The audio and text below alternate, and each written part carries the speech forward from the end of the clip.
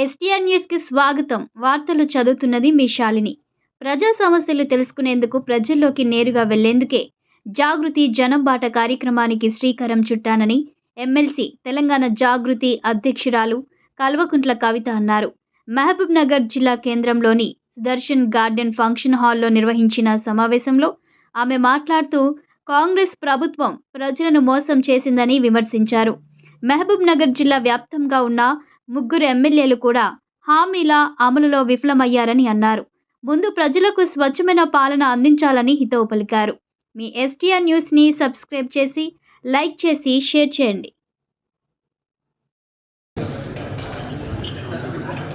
ఇవాళ తెలంగాణ జాగృతి జనం బాటలో భాగంగా మహబూబ్ నగర్ జిల్లాకి రావడం జరిగింది. నిన్నటి నుంచి అనేకమైనటువంటి అంశాలను, అనేకమైనటువంటి సమస్యలను దగ్గరికి వెళ్ళి విజిట్ చేస్తూ, చూస్తూ, అక్కడ బాధితులతో మాట్లాడుతూ చాలా కార్యక్రమాలు చేసినాం. వాటి గురించి కొన్ని వివరాలు, అదేవిధంగా అసలు ఈ జాగృతి జనం బాట చేపట్టడం వెనకాల ఉన్నటువంటి అంశాలను కూడా చెప్పడానికి మరి మీ దగ్గర నేను రావడం జరిగింది. తెలంగాణ జాగృతి అనే సంస్థ మీ అందరికీ తెలుసు, ఉద్యమ సంస్థ. అనేక రోజులుగా తెలంగాణ ఉద్యమంలో ఉంటూ మరి పెద్ద ఎత్తున తెలంగాణ ప్రజల పక్షాన మేము కొట్లాడుతూ వచ్చినాం. అనేకమైనటువంటి ఉద్యమాల్లో పాల్గొన్నాం. చాలా గర్వంగా చెప్తా ఉన్నాం, తెలంగాణ రాష్ట్ర సాధనలో తెలంగాణ జాగృతి కంటూ ఆ చరిత్రలో ఒక పేజీని జాగృతి కార్యకర్తలు, నాయకులు, తెలంగాణ ప్రజల సహకారంతో నిర్మించుకోగలిగాం. అదేవిధంగా ఆ ఒరవడిని కొనసాగిస్తూ సాధించుకున్నటువంటి తెలంగాణను అభివృద్ధి చేయడంలో కూడా మరి మా పాత్ర ఉండాలని చెప్పి మేము బలంగా నమ్ముతూ ఉన్నాం. తెలంగాణ రాష్ట్రం వచ్చిన తర్వాత తెలంగాణ జాగృతి యొక్క పంతాన్ని మార్చుకొని పెద్ద ఎత్తున ప్రతి పార్లమెంటు నియోజకవర్గంలో స్కిల్ డెవలప్మెంట్ సెంటర్స్ పెట్టినాం. వేలాది మంది పిల్లలకు కూడా ఉద్యోగాలు ఇవ్వడం జరిగింది. ఎట్ ద సేమ్ టైం నేను అప్పుడు పార్లమెంట్ మెంబర్గా కూడా ఉన్నాను, తర్వాత ఎమ్మెల్సీగా ఉన్నాను. సో అనేక సమస్యలు, ప్రజా సమస్యలు నా దృష్టికి వచ్చిన వల్ల పరిష్కరించేటటువంటి ప్రయత్నం కూడా చేసినాం. మరి ఇవన్నీ చేస్తున్నటువంటి సందర్భంలో మనకు అర్థమవుతున్నది ఏంటంటే, మనం భౌగోళిక తెలంగాణను సాధించుకోగలిగినాం, కానీ సామాజిక తెలంగాణ సాధనలో ఒక అడుగు వెనక ఉన్నామని అనిపిస్తూ ఉన్నది.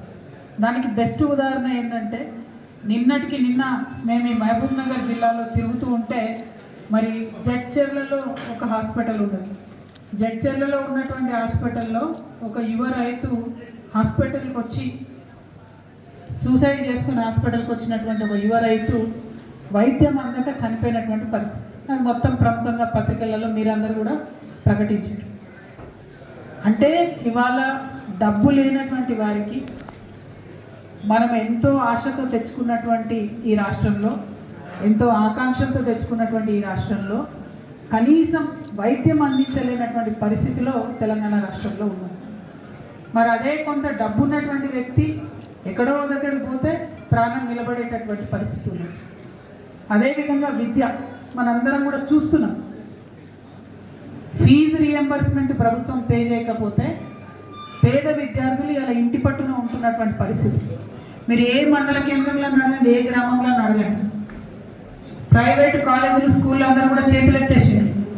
ఈ 30వ తారీఖుకి మేము మొత్తం బందే పెడతామని చెప్తున్నారు. అంటే లక్షలాది మంది విద్యార్థులు ఎవరైతే ప్రభుత్వం యొక్క సహాయం మీద ఆధారపడి ఉన్నారో వాళ్ళందరూ కూడా ఇవాళ విద్యకు దూరం అయ్యేటటువంటి పరిస్థితి. మరి అదే డబ్బున్నటువంటి పిల్లలైతే అమెరికా దాకా పంపించి వాళ్ళని చదివించుకునేటటువంటి పరిస్థితి. తెచ్చుకున్న తెలంగాణ ఎందుకోసం? అందరం బాగుండాలి, అందరికీ అవకాశాలు రావాలి, అందరికీ సమృద్ధి ఉండాలి, అందరికీ అభివృద్ధిలో వాటా రావాలి, అందరికీ అధికారంలో వాటా రావాలి అనేటటువంటి నినాదాలతోని మనం తెచ్చుకున్నాం. దానికోసం ప్రయత్నం చేద్దామని తెలంగాణ జాగృతి జనం బాట పేరుతోని ఇవాళ ప్రజల ముందుకు వచ్చినాం. ఈ పాలమూరు జిల్లాలో నిన్న మేము అప్పంపల్లి గ్రామానికి పోయినాం. 1948లో భూమి కోసం, భుక్తి కోసం, విముక్తి కోసం అని చెప్పి ఆనాటి రాచరికపు పరిపాలనకు వ్యతిరేకంగా పోరాటం చేసినటువంటి అమరవీరుల స్తూపాన్ని నేను నిన్న దర్శించుకున్నాను. ఆ ఉద్యమం కూడా సక్సెస్ అయింది.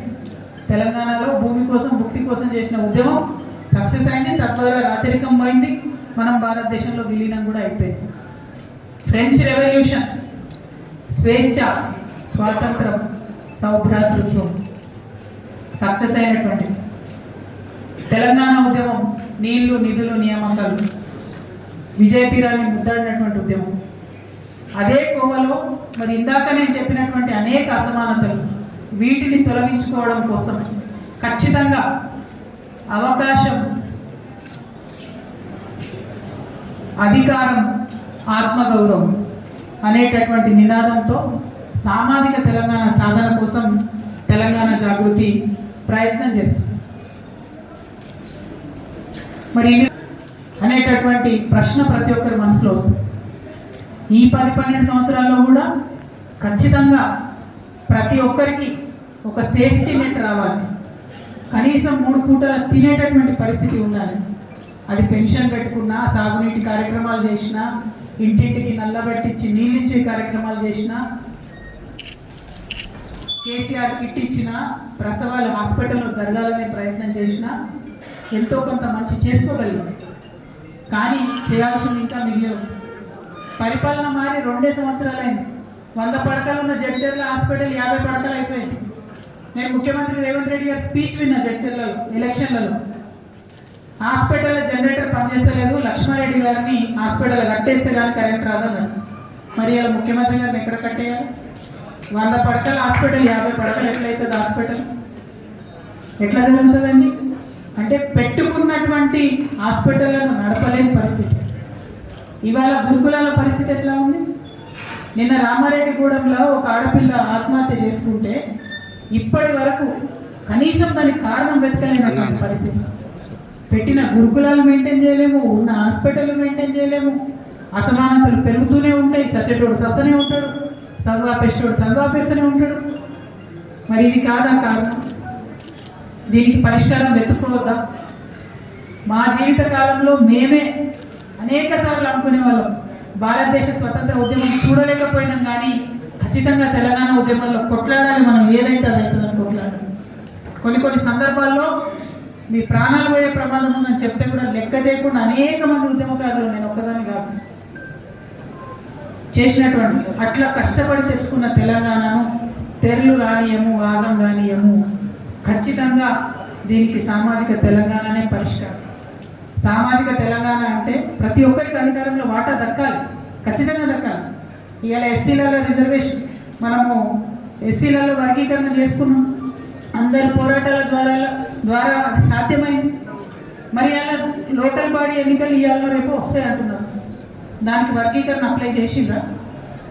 దాన్ని అడుగుతున్నామా మనం ఎవరన్నా? మరి సమాన అవకాశాలు అధికారంలో రావాలి, భాగస్వామ్యం అంటే చేసినటువంటి వర్గీకరణ లోకల్ బాడీ రిజర్వేషన్లో వర్తిస్తుందా, వర్తించదా? ఇది చెప్పకుండా ప్రభుత్వాలు ఎట్లా నడుస్తాయి? అది చూసుకుంటా మనం ఎట్లా కూర్చుంటాం? అది ప్రశ్నించడానికే జాగృతి జనం బాట పట్టినాం. అటువంటి అంశాలు సాధించుకోవడానికే సామాజిక తెలంగాణ రావాలంటూ. బీసీలు ఉన్నారు, వాళ్ళకి సంబంధించి 42% ఇస్తామని మీరే చెప్పిండ్రు. ఇప్పుడు ఇవ్వలేనటువంటి పరిస్థితికి వచ్చింది. మరి రావద్దా? బీసీలకు అధికారంలో వాటా రావద్దా? దాని గురించి ప్రశ్నించొద్దా? అది సాధించడానికే ఇవాళ సామాజిక తెలంగాణ సాధిద్దామని చెప్తా ఉన్నాం. వాళ్ళలో కూడా పేదోళ్ళు ఉన్నారు, వాళ్ళలో కూడా కొన్ని వర్గాలు ఉన్నాయి, వారికి అధికారం రాలేదు. వాళ్ళు కూడా మొత్తుకుంటూ ఉన్నారు, మాకు పొలిటికల్గా మేము అసలు అధికారమే రాలేదు ఎప్పుడని. వైశ్యులు ఉన్నారు, ముస్లిమ్స్ ఉన్నారు. ఎంతమంది ఎమ్మెల్యేలు ఉన్నారండి ఇవాళ ముస్లిమ్స్ మన దగ్గర? గెలిచిండ్రా? హైదరాబాద్లో 5-6 తప్పితే ఎక్కడన్నా గెలిచిండ్రా? ఇచ్చిన ప్రతి చోట ఓడిపోయారు కదా. కొన్ని ఎమ్మెల్సీ ఇచ్చి ఒక మంత్రి ఇచ్చిందా? ఇది ఫస్ట్ క్యాబినెట్ 75 సంవత్సరాలు 80 సంవత్సరాల స్వతంత్ర భారతదేశంలో 79 ఏళ్ళు అవుతుంది. ఫస్ట్ టైం ఉమ్మడి ఆంధ్రప్రదేశ్లో ముస్లిం లేకుండా క్యాబినెట్, ఒక లంబాడా లేకుండా క్యాబినెట్. మరి తండాలను గ్రామ పంచాయతీ చేసుకున్న గ్రామ పంచాయతీలలో ఇప్పటికన్నా అంగన్వాడీ కేంద్రాలు ఉన్నాయా? ఇప్పటికన్నా గ్రామ పంచాయతీ ఆఫీసులు ఉన్నాయా? ఒక చిన్న స్కూల్ ఉంటే అందులో ఒక రూమ్ పెట్టుకొని అది గ్రామ పంచాయతీ ఆఫీసర్ పెట్టుకున్నారు. తండాలను గ్రామ పంచాయతీలు చేసినాం, కానీ దాన్ని ఎట్లా డెవలప్ చేసుకోవాలి? వాళ్ళ నాయకత్వాన్ని ఎట్లా పెంపొందించుకోవాలి? అక్కడ వసతులు ఎట్లా తెచ్చుకోవాలి? దీనికోసమే సామాజిక తెలంగాణ కావాలండి. అందరికీ అవకాశాలు రావాలి, ప్రతి ఒక్కరికి అధికారంలో భాగస్వామ్యం దక్కాలి. తద్వారా ఆత్మగౌరవం రావాలి. అల్టిమేట్గా ఆత్మగౌరవంతో కూడినటువంటి అభివృద్ధి కావాలి. हिस्सा, इज्जत, हुकूमत, हर चीज़ में हमें अपना हिस्सा चाहिए, इज्जत चाहिए.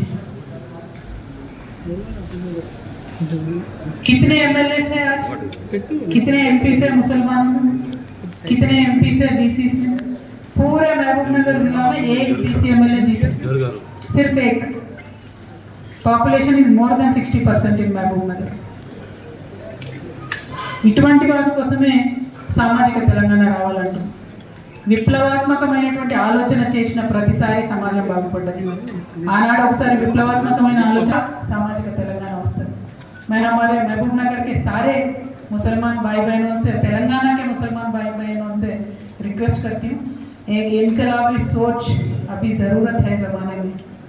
सामाजिक तेलंगाना हासिल करना बहुत ही ज़रूरी है. उसके वास्ते सोचना चाहिए. इससे पहले एक बार हमने सोचा हिंदुस्तान आज़ाद हो गया, दोबारा हमने सोचा तेलंगाना अलहदा रियासत बन गया, और एक बार हम इनकलाबी सोच से आगे बढ़ेंगे तो ज़रूर सामाजिक तेलंगाना हासिल होगा. हमें हमारा हक मिलेगा, तालीम में हक मिलेगा, नौकरियों में हक मिलेगा, लीडरशिप में, पॉलिटिकल एम्पावरमेंट में हक मिलेगा, सबसे ज़्यादा सेल्फ रेस्पेक्ट मिलेगा, इज्जत मिलेगा. इसीलिए सामाजिक तेलंगाना चाहिए. ना ఒక్కదాని కోసం కాదు, నేను ఎంపీగా చేసిన, ఎమ్మెల్సీ చేసిన, 100 పనులు చేసిన, బతుకమ్మని ఎత్తుకొని ప్రపంచమంతా తిరిగిన, ఎక్కడికి పోయినా ఇవ్వాలని కూడా ఆడబిడ్డలు బొట్టు పెట్టి హారతి ఇచ్చి గౌరవిస్తున్నారు. నా ఒక్కదాని కోసం అండలే నేను సామాజిక తెలంగాణ రావాలని, అందరి కోసం రావాలి. నేను పాలమూరు బిడ్డను, పాలమూరు పిలి బిడ్డను అని చెప్పుకుంటాను. కానీ మహబూబ్ నగర్ టౌన్కు 2 సంవత్సరాల్లో ముఖ్యమంత్రి గారు ఎన్నిసార్లు వచ్చిండ్రో ఒకసారి మహబూబ్ నగర్ ప్రజలు ఆలోచించుకోవాలి. మీరు ముఖ్యమంత్రిగా ఉన్నారు, కనీసం మహబూబ్ నగర్కు అండర్ గ్రౌండ్ డ్రైనేజ్ తేవాలనే ఆలోచన ఉందా లేదా అని ముఖ్యమంత్రి గారు నేను ప్రశ్నిస్తూ ఉన్నాను. ఎందుకు ఎరగకూడదు? మా నిజామాబాద్లో మేము 10 ఏళ్ల కింద వేసుకున్నాం అండర్ గ్రౌండ్ డ్రైనేజ్. ఇవాళ మీరు ముఖ్యమంత్రిగా ఉన్నారు, మహబూబ్ నగర్ బిడ్డలు ఆశిస్తారు మీరు ఏదో చేయాలని. కనీసం మీరు రానే వస్తలేదు. పార్లమెంట్ ఎన్నికలప్పుడు ప్రచారానికి తప్ప ముఖ్యమంత్రి రాలేదు ఇక్కడికి అని చెప్తున్నారు. ఇప్పటికీ కూడా మూడు రోజులకు ఒకసారి వస్తాయి మహబూబ్ నగర్లో మంచినీళ్ళు. మేము తెలంగాణ ఉద్యమంలో చెప్పేది మహబూబ్ నగర్లో నిలబడి, ఇప్పుడు వారానికి ఒకసారి వస్తూనే మేము తెలంగాణ రాగానే అన్నీ కరెక్ట్ చేస్తాం, 24 గంటలు వస్తాయని చెప్పేది. ఇప్పటికి కూడా 3 రోజులకు వస్తున్నాయి మంచినీళ్ళు. అంటే అది కేసీఆర్ తప్ప, బీఆర్ఎస్ తప్ప కాదు. రేవంత్ రెడ్డి గారు అధికారంలోకి వచ్చి 2 ఏళ్ళు అయింది. తప్పులు జరిగి ఉంటే మీరు సవరించండి. మీరు మంచినీళ్ళు ఇవ్వండి, ఎందుకు ఇస్తలేరు? అదేవిధంగా నిన్న ఎన్ఎం శ్రీనివాస్ రెడ్డి గారు, మహబూబ్నగర్ ఎమ్మెల్యే గారు, ఆయన కాంగ్రెస్లో ఉన్నాడా బీజేపీలో ఉన్నాడా ఎప్పుడు ఎవరికి అర్థం కాదు, కానీ ఆయన మాట అన్నాడు, ఏం చేసినా ఏమోనా మా వాళ్ళు 2 లక్షల కోట్ల అప్పులు తెచ్చిండ్రు, మా దగ్గర 2 లక్షల రూపాయలు కూడా లేవు ఫండ్స్ చేయడానికి అని చెప్తున్నాడు ఆయన. మరి నువ్వు ముఖ్యమంత్రి గారు ఇది గమనించిరో లేదో నాకు తెలియదు.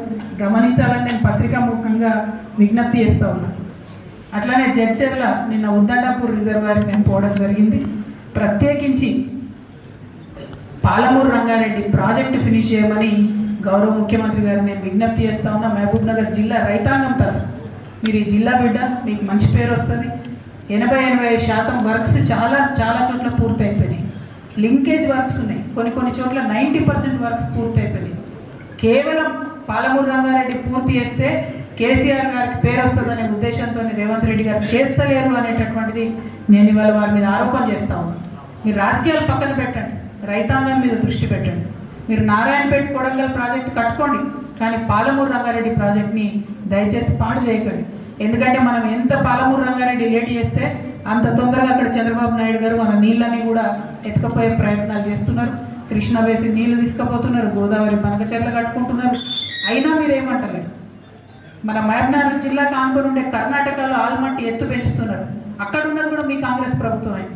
ఆల్మట్టి ఎత్తు పెంచితే నేను మహబూబ్నగర్ జిల్లా బిడ్డలకు దండం పెట్టి చెప్తా ఉన్నా, ఆల్మట్టి ఎత్తు పెంచితే కృష్ణా కాలువలలో మనం మహబూబ్ నగర్లో క్రికెట్ మ్యాచ్ ఆడుకోవాలి తప్పితే చుక్క కూడా నీరు రాదు, ఇబ్బంది అవుతుంది.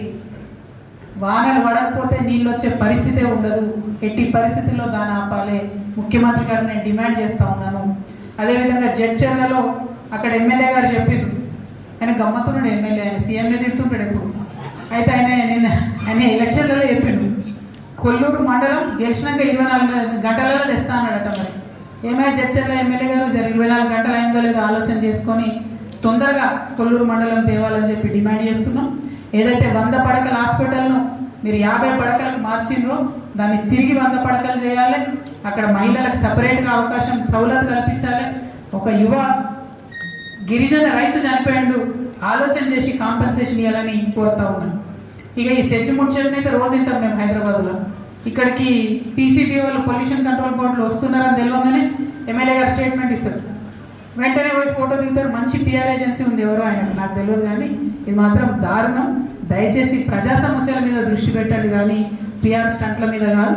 అక్కడ ఉండేటటువంటి మండలం ఇవ్వండి, హాస్పిటల్ ఇవ్వండి, అన్నిటికన్నా ఎక్కువ ఉద్దండాపూర్ రిజర్వాయర్ తొందరగా పూర్తి చేయాలని చెప్పి మేము కాంగ్రెస్ పార్టీ ఎమ్మెల్యేలను డిమాండ్ చేస్తూ ఉన్నాం.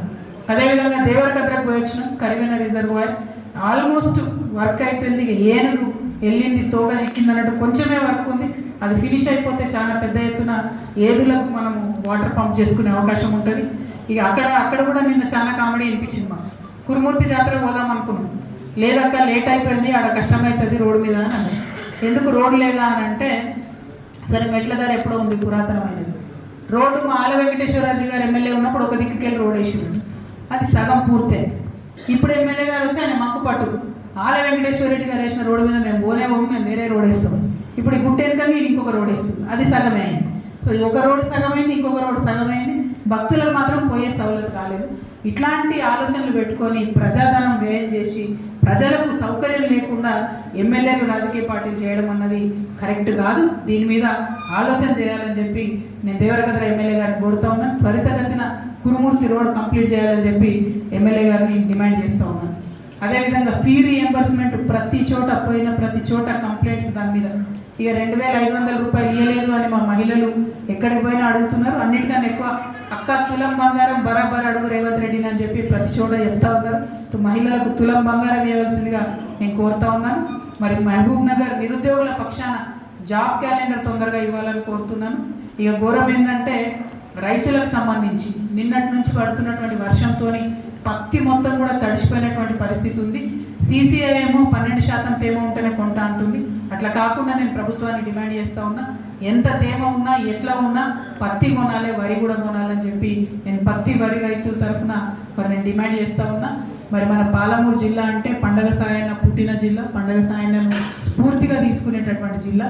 ఈ జిల్లాలో బీసీ రిజర్వేషన్ల మీద పోరాటం కోసం బీసీ వర్గాలందరూ కూడా వచ్చి మంచి బీసీ జేఏసీ పెట్టుకొని పనిచేస్తూ ఉన్నారు. వారందరికీ శుభాభినందనలు తెలియజేస్తూ మరి గౌరవ ముఖ్యమంత్రి గారు బీసీ రిజర్వేషన్ల కోసం మీరు చిత్తశుద్ధితో పనిచేయాలి. ఇప్పటికన్నా తక్షణమే మొత్తం అన్ని పార్టీల డెలిగేషన్ తీసుకొని ఢిల్లీకి వెళ్ళాలని చెప్పి నేను డిమాండ్ చేస్తూ ఉన్నాను. అట్లనే మేము టీజేటీఎఫ్ తెలంగాణ జాగృతి టీచర్స్ ఫెడరేషన్ అని లాంచ్ చేయడం జరిగింది. దాంట్లో పాలమూరు జిల్లాకు సంబంధించినటువంటి ఉపాధ్యాయ మిత్రులందరూ కూడా మరి మేము ఫ్యూచర్లో వచ్చి మిమ్మల్ని కలుస్తాం, దానికి మాకు సహకారం అందించాలని చెప్పి వారిని నేను కోరుతా ఉన్నాను. మరి ఇట్లా అనేకమైన అంశాల పట్ల ఒక్కొక్క జిల్లాలో ఎక్కడికి వెళ్తే అక్కడ ప్రతి చోట మరి ప్రజలు చెప్తున్నటువంటి సమస్యలను ప్రభుత్వం దృష్టికి తీసుకెళ్ళి సాల్వ్ చేసేటటువంటి ప్రయత్నం చేస్తూ ఉన్నాం. మరి ఉర్దూకి సంబంధించి టిమ్రిస్ అని స్కూల్స్ పెట్టినాం. ఇదివరకు అన్ని వెల్ఫేర్ హాస్టల్స్ చాలా మటుకు రెంటెడ్ స్కూల్స్లోనే ఉన్నాయి. ఇప్పటి వరకు బీసీ ఎస్సీ ఎస్టీలో ఒక 2-3 నెలలు రెంట్ పెండింగ్ ఉంటే టిమ్రిస్ హాస్టల్స్ మాత్రం 13 నెలలు 14 నెలలు రెంట్ పెండింగ్ ఉన్నాయి. తక్షణమే ఆ ఫండ్స్ రిలీజ్ చేయాలని మైనారిటీ వెల్ఫేర్ డిపార్ట్మెంట్కి సంబంధించినటువంటి వాళ్ళని నేను డిమాండ్ చేస్తూ ఉన్నా. ఎందుకంటే కిరాయికి ఇచ్చిన వాళ్ళు పిల్లల్ని నిలగొట్టలేకపోతున్నారు, హాస్టల్ నిలగొట్టలేకపోతున్నారు, కానీ ఉంచుదామంటేనేమో వాళ్ళకు పైసలు వెళ్ళినటువంటి పరిస్థితి.